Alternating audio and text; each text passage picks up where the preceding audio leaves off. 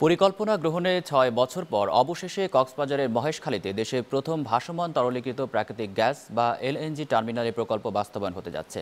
মার্কিন কোম্পানি এক্সিলারেটরের সঙ্গে বাংলাদেশের রাষ্ট্রায়ত্ত প্রতিষ্ঠান পেট্রোবাংলা চুক্তি স্বাক্ষর হয়েছে। বাস্তবায়নের পর ১,৩৮,০০০ ঘনফুট ধারণ ক্ষমতা সম্পন্ন এই টার্মিনাল থেকে প্রতিদিন ৫০০ মিলিয়ন ঘনফুট গ্যাস সরবরাহ করা সম্ভব হবে।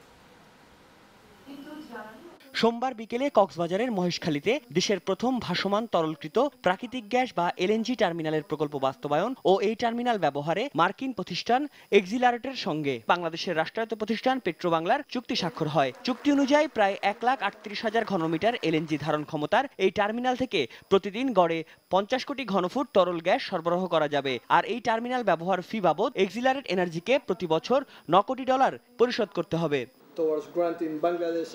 চুক্তি স্বাক্ষর অনুষ্ঠানে এক্সিলারেটর এনার্জি বাংলাদেশ নির্ধারিত সময়ের মধ্যেই কাজ শেষ করার কথা জানায়। বেশ কিছুদিন হলো বাংলাদেশ তার ঈর্ষণীয় ও স্থিতিশীল উন্নয়ন ধরে রেখেছে। এর ফলে বাংলাদেশের জ্বালানি খাতের উপর ব্যাপক চাপ পড়েছে। আমি আর আমার প্রতিষ্ঠান আশা করি নির্ধারিত সময়ে এই প্রকল্পের কাজ শেষ করে সেই চাহিদা মেটাতে গুরুত্বপূর্ণ ভূমিকা পালন করতে পারব। এদিকে এই টার্মিনাল থেকে সরবরাহকৃত গ্যাসের দাম কিছুটা বাড়তি হবে বলে জানিয়েছে দেশের বিদ্যুৎ, জ্বালানি ও খনিজ বিভাগ। নরমাল আমরা যে গ্যাস, প্রাকৃতিক গ্যাস ব্যবহার করছি তার থেকে বেশি।